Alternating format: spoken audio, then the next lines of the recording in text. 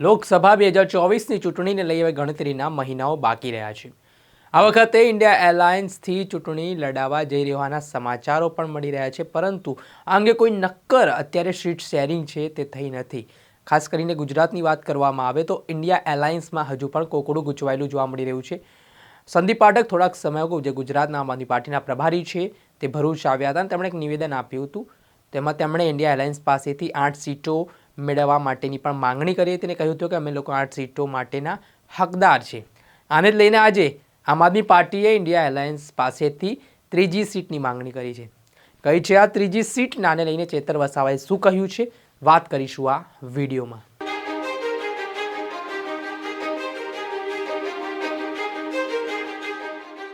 નમસ્કાર દર્શક મિત્રો, નવજીવન ન્યૂઝમાં આપનું સ્વાગત છે। હું છું ફૈઝાન। અત્યારે ગુજરાતમાં ઇન્ડિયા એલાયન્સથી ચૂંટણી લડાવવાની છે કે નહીં તેને લઈને ઘણી અસમંજસ ઊભી થઈ રહી છે, કેમ કે એક તરફ આમ આદમી પાર્ટી દ્વારા પોતાના ધડાધડ ઉમેદવારોના નામોની જાહેરાત કરી દેવામાં આવી છે ને એવી પણ માંગણીઓ કરવામાં આવી છે કે ગુજરાતમાં આમ આદમી પાર્ટીને 8 જેટલી સીટો જોઈએ છે।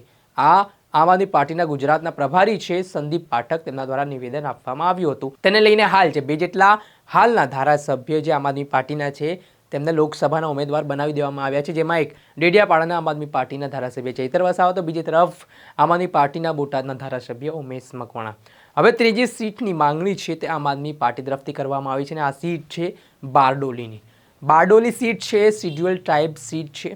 એવું પણ કહેવામાં આવે છે કે ભારતીય જનતા પાર્ટીનું ગઢ માનવામાં આવે છે બારડોલી, પરંતુ આ વખતે શિડ્યુઅલ ટ્રાઇબને ફરી એકવાર ત્યાં મેદાને આમ આદમી પાર્ટી દ્વારા ઉતારવામાં આવી રહ્યા છે। કોંગ્રેસે પણ અગાઉ શિડ્યુઅલ ટ્રાઇબલ જે સીટ હોવાથી તેમના ઉમેદવારોને ઉતાર્યા હતા, પરંતુ તેમાં કોંગ્રેસની હાર થઈ હતી। હવે ઇન્ડિયા એલાયન્સથી અહીંયા ચૂંટણી લડાય છે કે પછી જે તમામ રાજકીય પાર્ટીઓ છે પોતાના અલગ અલગ ઉમેદવારો ઊભા રાખીને ચૂંટણી લડશે?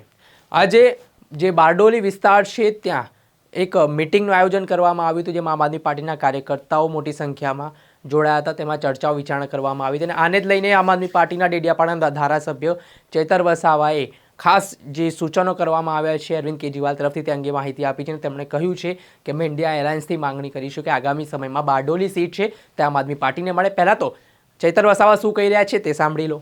આમ આદમી પાર્ટીના રાષ્ટ્રીય અધ્યક્ષ અરવિંદ કેજરીવાલજી, ભગવત માન સાહેબ અને મહાસચિવ શ્રી સંદીપભાઈ પાઠક સાહેબની સૂચનાથી આજે બારડોલી લોકસભાની અમે તમામ સાથી મિત્રો સાથે મિટિંગ લીધી છે।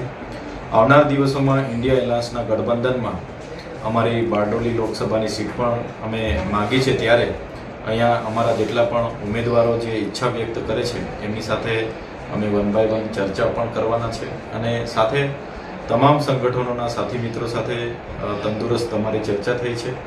આવનાર દિવસોમાં ઇન્ડિયા એલાયન્સ ગઠબંધનમાં બારડોલી લોકસભા પરથી અમારા ઉમેદવાર હશે અને અમે પૂરી તાકાતથી એ ઉમેદવારને અહીંથી લોકસભામાં મોકલીએ એ તરફ અમારા રણનીતિ હશે।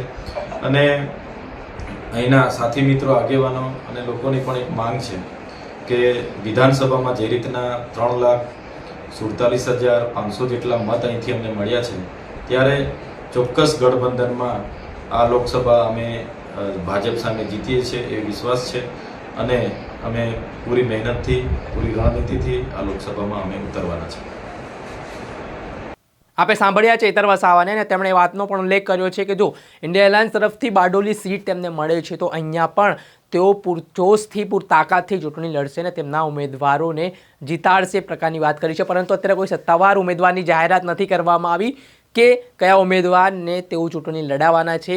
એક વાત અહીંથી સ્પષ્ટ થાય છે કે જો કદાચ ગુજરાતમાં ઇન્ડિયા એલાયન્સથી ચૂંટણી નહીં થાય તો આગામી 26 લોકસભાની જે ગુજરાતમાં સીટો છે ને 26 લોકસભાની સીટોમાં આમ આદમી પાર્ટી પોતાના ઉમેદવારો ઊભા રાખી શકે છે ને કદાચ ઘાટ એવો પણ બને જે 2022ની વિધાનસભાની ચૂંટણી દરમિયાન બન્યું હતું કે જે કોંગ્રેસ, આમ આદમી પાર્ટી અને ભારતીય જનતા પાર્ટી વચ્ચે જે ત્રિપાખ્યો જંગ ખેલાયો હતો, જેમાં સૌથી વધારે ફાયદો ભાજપને થયો હતો અને આમ આદમી પાર્ટીને પણ 5 જેટલા ધારાસભ્યને 40 લાખથી વધુ મતો મળ્યા હતા। ત્યારે ફરી એકવાર આ જ પ્રકારની પરિસ્થિતિનું નિર્માણ થાય તો આમ આદમી પાર્ટીને આમાં કંઈ ગુમાવવાનું નથી, ગુમાવવાનું આવશે તો કોંગ્રેસના આવશે, પરંતુ આગામી સમયમાં હવે જોવાનું રહ્યું કે કોંગ્રેસ આ બાબતે વાટોઘાટો કરે છે કે પછી જે ઇન્ડિવિજ્યુઅલ ઉમેદવારો ઊભા રાખવાની વાત હોય છે તેમાં બધા પાર્ટીઓ સહમતિ દર્શાવે છે, તે સમય જ બતાવશે।